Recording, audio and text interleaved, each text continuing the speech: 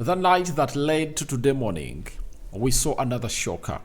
Morocco was knocked out of the African Cup of Nations by South Africa, and 2 goals were obviously conceded by the side of Morocco. Welcome to the Rokani Media Football. How are you guys and where are you watching us from? I go by the names of Rokan David. Smash the like button, comment and share. If at all you're watching us for the very first time, endeavor to subscribe to this channel so as not to miss out on stories that we do upload in here on a daily. When Mosipe, is it Mosepe or Mosipe, the president of the CAF, federation that governs the football activities or operations in Africa, came out and said this is going to be the most exciting edition of the African Cup of Nations ever.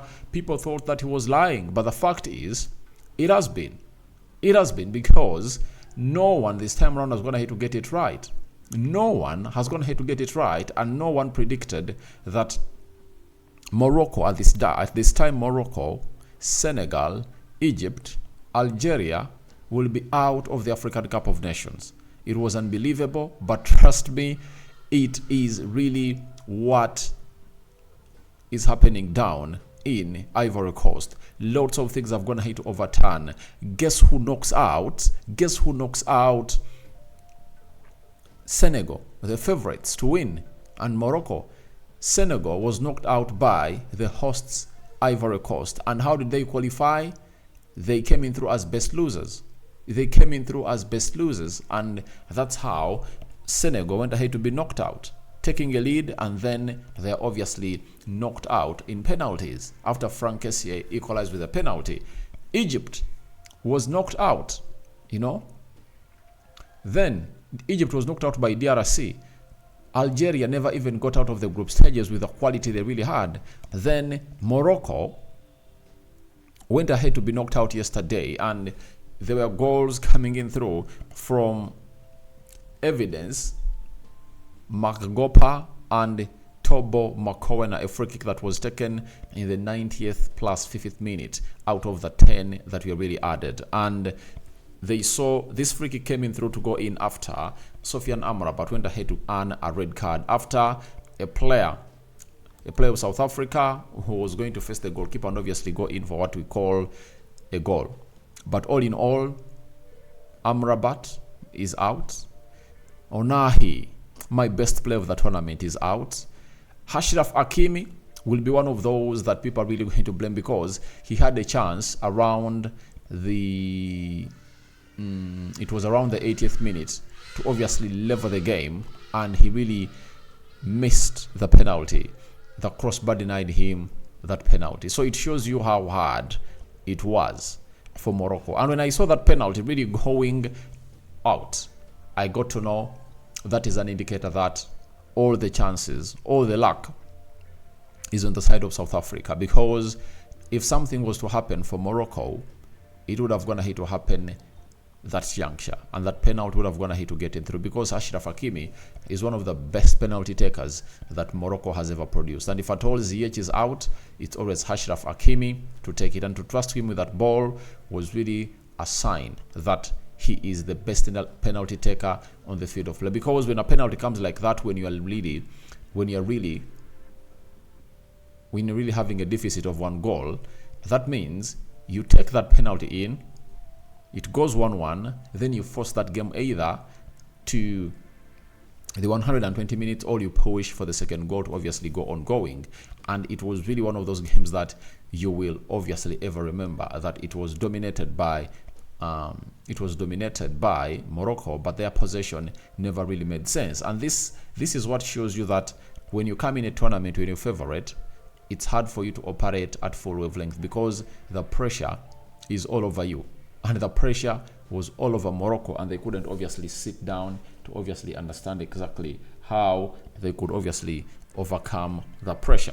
So that is it coming in through from the side of Morocco, and these were the stats. 13 shots by Morocco, 5 shots by South Africa, 2 shots on target by Morocco. It shows you how hard South Africa made it for them to obviously get into the mode and really score, because at least we're going to hit register like 6 shots on target, but only 2 were on target.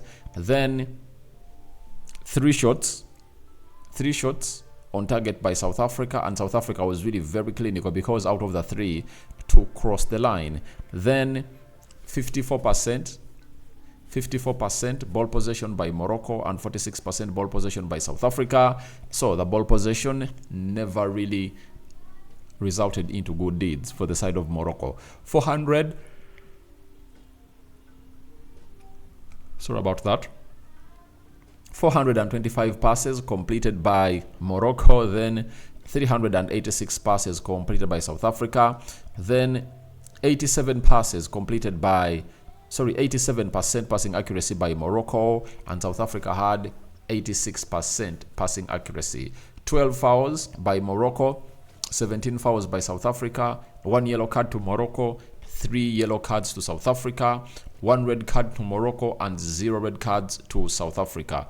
4 offsides to Morocco, 4 offsides to South Africa, 6 corners to the side of Morocco, and 2 corners to the side of South Africa.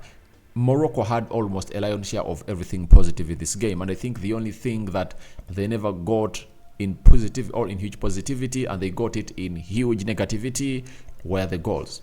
But they would have gone ahead to win this game of football, but it shows you how a tournament is, and South Africa have gone ahead to show us that they've gone ahead to build a team that has gone ahead to obviously take them to the quarterfinals of the African Cup of Nations, and it shows you how good they've gone ahead to improve, because in the previous tournaments it was hard for even South Africa to qualify.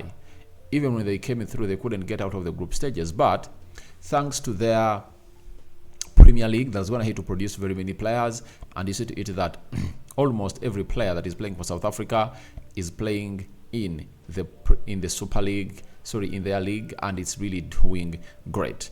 The game of football took place at the Stade de San Pedro.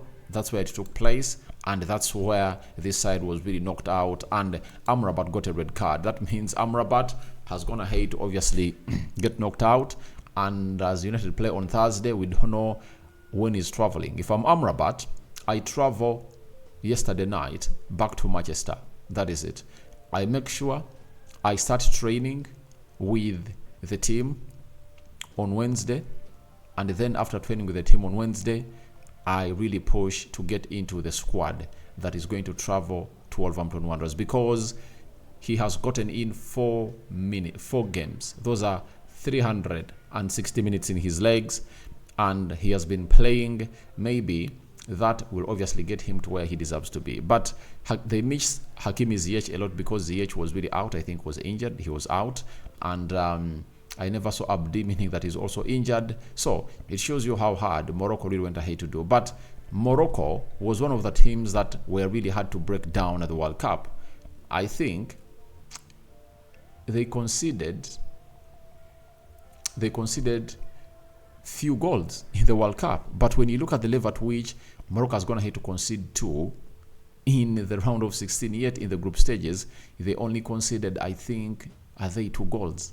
I think 2 goals. So there is no game in the group stages they went ahead to obviously concede that, and you saw to it that DRC was a better side than South Africa, but DRC went ahead to obviously put one cross the side of Morocco. One will say that DRC was not all that clinical, but I'd like to confirm to you that Morocco has a very good defense, and is being shielded by one of the best midfielders I've seen in Africa and in the world, known as Amrabat. When you're having Ziyech and Agard, playing into the central defense, Ziyech, remember he was playing at Wolverhampton Wanderers, then Agard is one of the reliable centre-backs at West Ham, and Hakimi Ashraf is one of the best right backs in the world, and Mazrui plays for Bayern Munich and Hakimi plays for PSG. When you look at that quality, it really comes with a lot of expectations, but the expectations never really came to pass. So I don't know exactly how that is going to really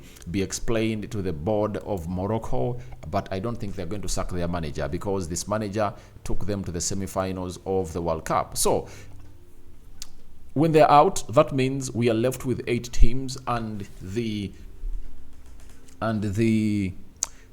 quarterfinals are kick-starting off on the 2nd. The 2nd, that is Friday.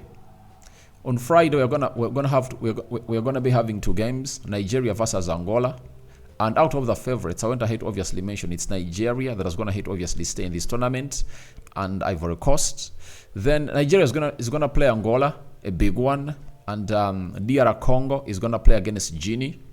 Then Mali is gonna play against Ivory Coast, the hosts, and Cape Verde is gonna play against South Africa. So that is Friday and Saturday. Then Wednesday we'll see the semifinals, and Saturday next week it's gonna be what we call the final of the African Cup of Nations. So that is it. I had favorites.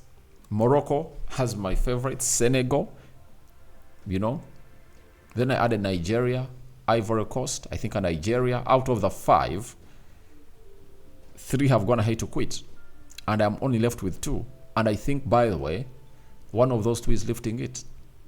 That is it. Nigeria or Ivory Coast. They are going to lift this. So guys, thank you very much for watching through. Good morning. Hope you guys had a fantastic day. We thank God for the gift of life. The Muslims, Barakallahu fikum. I sign out for now. See you later. Tell me your thoughts about Morocco being knocked out of the African Cup of Nations. Every giant is really waving goodbye. Bye-bye.